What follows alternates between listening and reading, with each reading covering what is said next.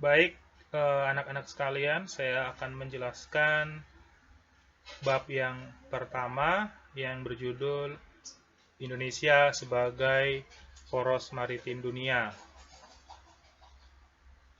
Kita akan membahas subbab yang pertama, yaitu letak, luas, dan batas wilayah Indonesia.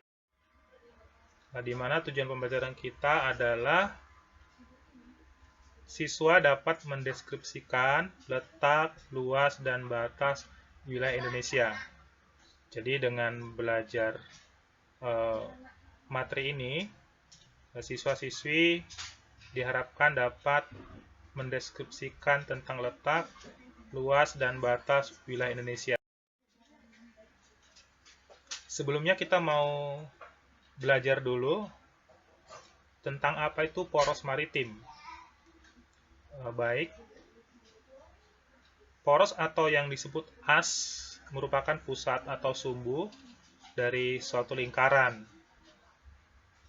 Kita perhatikan di sini ada gambar bola dunia, ya, di mana ada poros, ya, atau sumbu yang menghubungkan antara kutub utara dan kutub selatan. Jadi ini adalah gambaran tentang apa itu poros. Kemudian maritim itu adalah sesuatu yang berhubungan dengan laut, ya, seperti yang sudah kalian mungkin selama ini sudah sering mendengar tentang bahari, ya, ada wisata bahari dan seterusnya. Maritim itu bicara tentang pelayaran, tentang perdagangan tentunya yang berkaitan dengan laut, tentang kepelabuhan, jasa-jasa kelautan. Dan yang perlu diketahui adalah kegiatannya itu berada pada zona mesopelagik sampai ke permukaan laut atau pelagik. Nah, di sini ada gambarnya, ya. Jadi dari kedalaman mesopelagik sampai ke permukaan lautnya.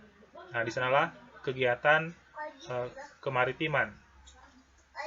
Dengan demikian, kemaritiman diartikan sebagai segala sesuatu atau peran yang berhubungan dengan laut. Selanjutnya, inilah gambar-gambar yang berkaitan dengan kemaritiman. Ya, jadi di sini kita bisa melihat ada pariwisata, ya, ada transportasi, ada mata pencaharian yang semuanya berkaitan dengan kemaritiman. Kemudian kita akan bicara tentang letak, ya, letak. Letak ada 3, ya. Ada letak astronomis, geografis, dan geologis. Nanti kita akan bahas, lanjut dulu. Untuk batas juga ada 3, yaitu batas laut, daratan, dan udara, ya. Oke, kita lanjut lagi. Nanti kita jelaskan. Ini adalah letak astronomis, ya. Saya tidak akan menjelaskan lebih jauh tentang ini karena kalian sudah pelajari di kelas 10, ya, dengan lebih mendalam, begitu, ya. Nanti akan kita pelajari lagi lebih kepada manfaat, ya, manfaat atau keuntungan-keuntungan dari letak astronomis ini, ya. Ya, oke. Yang jelas bahwa astronomis itu berkaitan dengan letak lintang dan letak bujur, ya. Kemudian ini juga sudah kalian pelajari dan sudah sering kita mendengarnya, ya, tentang letak geografis, ya, di antara 2 benua dan 2 samudra, meskipun sebenarnya bisa juga dijelaskan lebih detail, ya. Jadi tidak harus di antara 2 benua 2 samudra, tetapi ini bisa menggambarkan, ya, bagaimana posisi Indonesia di bumi, ya, di dunia. Oke. Ini adalah letak, ya. Ada letak astronomis dan geografis, tadi sudah saya singgung. Kemudian luas, untuk luas ini saya ambil dari sumber yang saya dapat dari Kementerian, ya, Kemaritiman dan Investasi.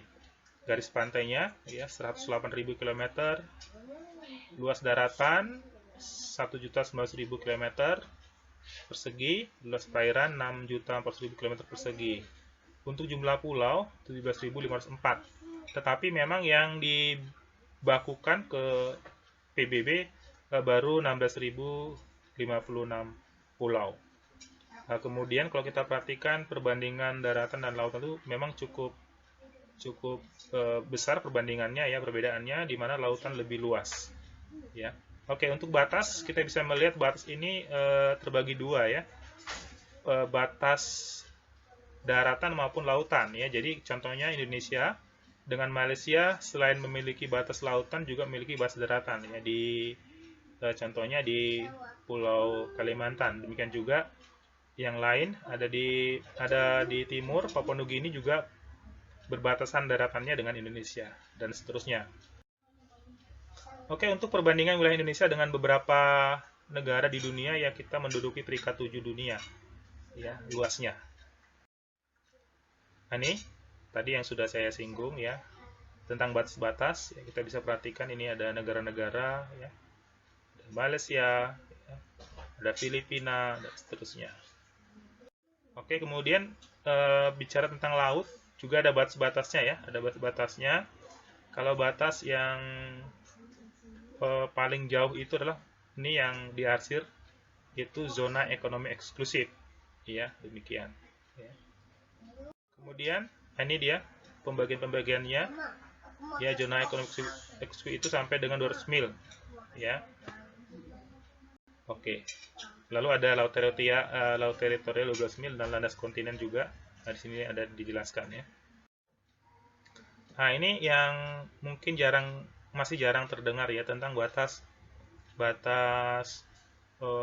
udara. Jadi selama ini kita hanya bisa memahami, bahkan mungkin tentang batas itu adalah batas yang di daratan maupun di lautan, tetapi juga ada di udara ya. Jadi memang kalau kita sering mendengar ditemukan ya gitu ya, atau mungkin terlacak lah gitu ya, ada terlacak pesawat udara memasuki wilayah Indonesia, itu karena dia memang terbang di teritorial atau udara teritorial Indonesia. Jadi itu adalah